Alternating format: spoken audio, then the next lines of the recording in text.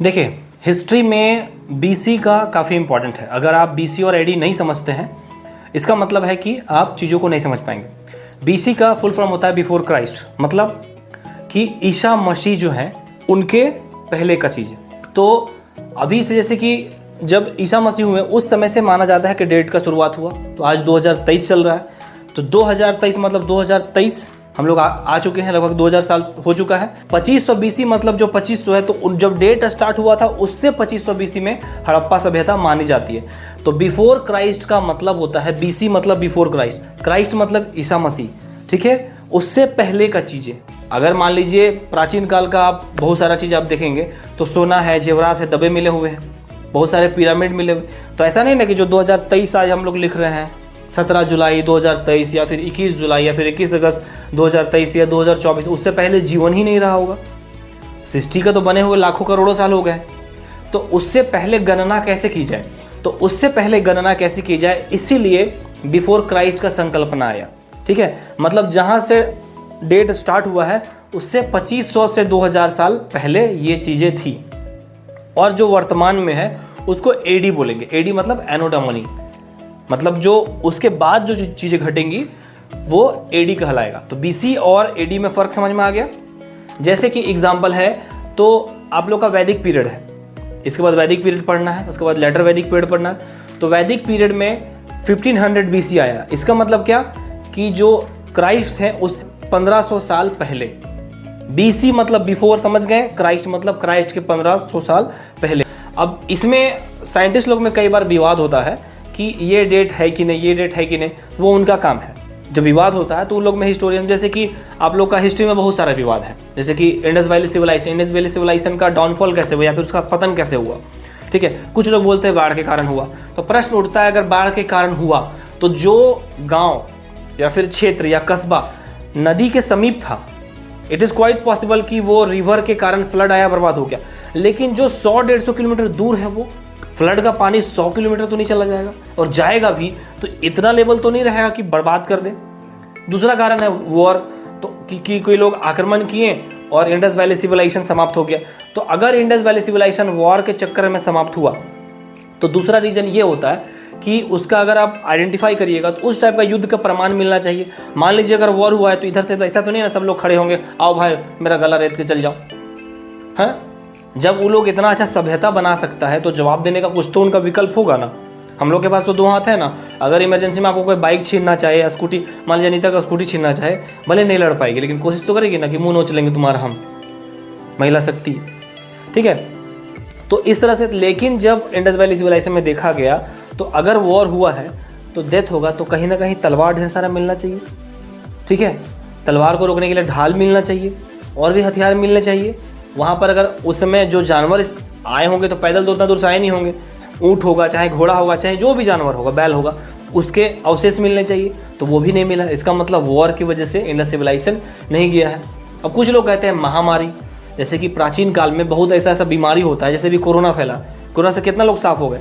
अभी आईसीयू का फैसिलिटी है, इतना ऑक्सीजन है, उसके बावजूद भी डेथ पे डेथ हुआ और डॉक्टर लोग, बहुत लोग इसका फ़ायदा भी उठाया, ठीक है। तो उस समय महामारी का एक और संकल्पना दिया जाता है।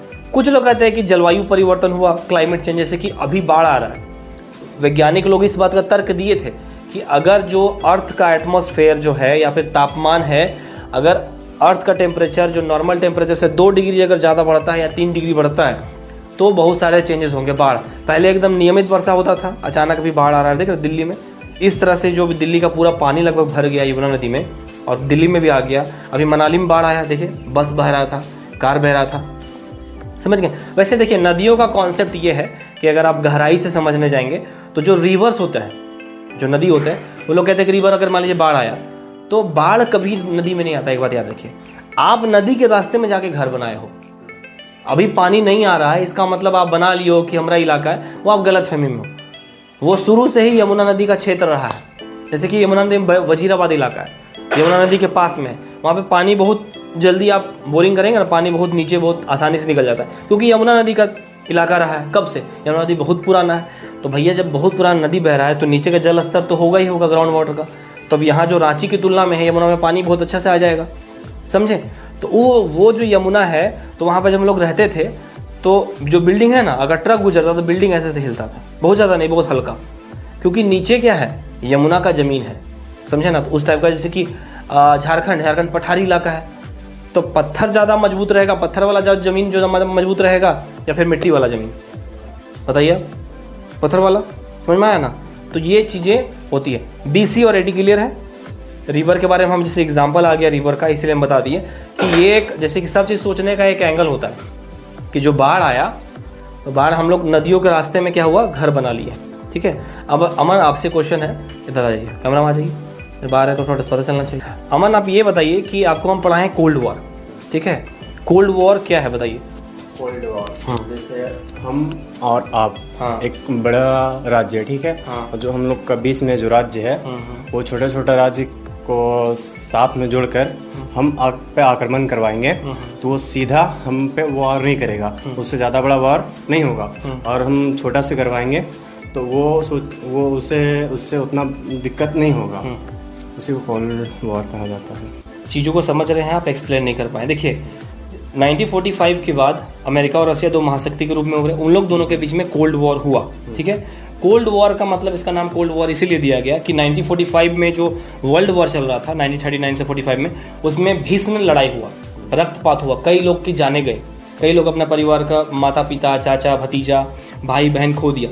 तो कोल्ड वॉर में वो लोग लड़ाई को देख चुके थे, उसका परिणाम, इसीलिए वो सामने टकराने से बच रहे थे। तो डायरेक्ट लड़ाई नहीं हुआ, छोटा मोटा कि देश के माध्यम से उसको परेशान करना, रशिया दूसरे देश के माध्यम से अमेरिका को परेशान करना, अमेरिका एक पॉलिटिकल व्यू अपना के रशिया पर दबाव बनाना, इस तरह की चीज़ें थी। और हुआ भी तो बहुत छिटपुट स्तर पर, इसीलिए इसको कोल्ड वॉर का नाम दिया गया, क्योंकि बड़े स्केल में वॉर हुआ नहीं, मिसाइल वॉर हुआ नहीं, एयर जो आपका डॉग फाइट होता है, जैसे कि वॉर होता है तो कम से कम 200-150 प्लेन्स निकलती है फाइटर एयरक्राफ्ट लड़ने के लिए, समझ गए। तो that is the difference between the cold war और एक जो होता है बड़े स्केल पे वॉर होता है उसमें, ठीक है।